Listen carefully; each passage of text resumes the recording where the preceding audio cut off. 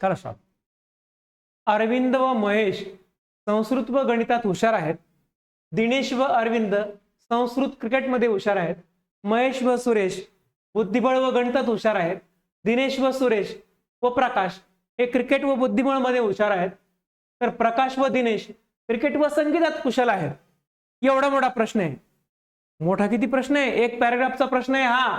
मग हा का सोडवायचा? बघा, जसं आपण वाचत जाऊ ना तसं लगेच इकडे हा चार्ट करून आपण त्याला सोडवत जायचा. बघा काय करायचे, विषय कोणकोणते आहेत बघा. सगळ्यात अगोदर कोणता आहे? तो आलेला आहे संस्कृत.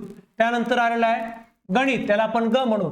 त्यानंतर आलेला आहे क्रिकेट, त्याला आपण क्री म्हणायचे. त्यानंतर आलेला आहे बुद्धिबळ, त्याला बू म्हणू आपण. त्यानंतर आलेला आहे बघा संगीत, संगीत त्याला संगीत असं मी इथे लिहिलंय. त्यानंतर बघा अरविंद आणि महेश संस्कृत व गणितात हुशार आहेत. अरविंदला ए म्हटले, महेशला यम म्हणले. संस्कृत म्हणजे हा आणि गणित म्हणजे हा. संस्कृत आणि गणितात हुशार आहेत अरविंद आणि महेश दोघंही. आपण त्याला राईट केले. ठीक आहे. अरविंद आणि महेश संस्कृत आणि गणितात हुशार आहेत. दिनेश व अरविंद संस्कृत व क्रिकेटमध्ये हुशार आहेत. दिनेश आणि अरविंद संस्कृत आणि क्रिकेटमध्ये, दिनेश आणि अरविंद संस्कृत आणि क्रिकेटमध्ये हुशार आहेत. महेश व सुरेश बुद्धिबळ व गणितात हुशार आहेत. महेश आणि सुरेश, सुरेश म्हणजे यस, बुद्धिबळ आणि गणितात हुशार आहेत. सॉरी, बुद्धिबळ आणि गणितामध्ये आहेत ना, म्हणून इथे राईट करायचं नाही.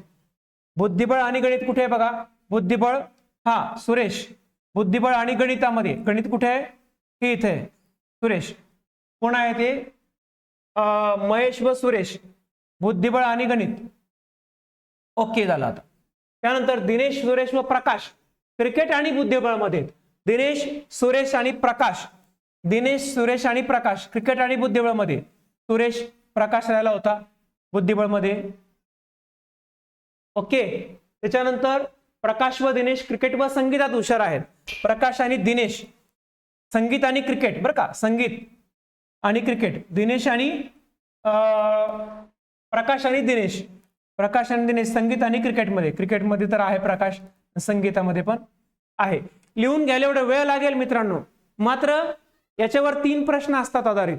मग 3 प्रश्नांना 3 गुण असतात, म्हणून ते 3ही गुण जर आपल्याला घ्यायचे असतील तर आपल्याला या पद्धतीने आपला चार्ट लवकर करावा लागेल. आता बघा प्रश्न कसे सुटतात. क्रिकेट, गणित व संस्कृत मध्ये हुशार कोण आहे? क्रिकेट, गणित आणि संस्कृत. क्रिकेट बघा, हा क्रिकेट आहे, हा गणित आहे आणि हा संस्कृत आहे. तिन्ही मध्ये हुशार कोण दिसते तुम्हाला? तर बघा पहिल्याच ठिकाणी आहे. तिन्ही मध्ये हुशार कोण आहे? तर तो आहे अरविंद. झालं पहिल्या प्रश्नाचं उत्तर. संस्कृत, बुद्धिबळ आणि गणितात कोण हुशार आहे? संस्कृत, बुद्धिबळ म्हणजे हे संस्कृत, बुद्धिबळ आणि गणित तिन्ही विषयामध्ये. संस्कृत, बुद्धिबळ आणि गणित, संस्कृत, बुद्धिबळ आणि गणित. महेश दिसतोय आपल्याला, यम केलंय आपण. बघा महेश, महेश त्यात हुशार आहे की नाही? सोपं. फक्त आपल्याला हा चार्ट करावा लागेल आणि ही एक ट्रिक आहे. अशा नवनवीन ट्रिक जर आपल्याला समजून घ्यायच्या असतील तर गुरुकिल्ली फाउंडेशनला जॉईन व्हा ना. मग तिथे आपल्याला दररोज जे लेक्चर होतात आमच्या ऍपमध्ये, त्या ऍपमध्ये अशा नवनवीन कितीतरी ट्रिक्स आपल्याला बघायला मिळतील. नवोदय जवाहर विद्यालय, NTSC, MTSC, NMMS, स्कॉलरशिप वगैरे वगैरे या सगळ्या स्पर्धा परीक्षांसाठी जे कोर्सेस आहे फक्त 999 रुपयामध्ये हे ऍप आपण जॉईन करून अशा प्रकारे शिकू शकता आणि आपलं अधिकारी होण्याचं स्वप्न पूर्ण करू शकता. थँक्यू.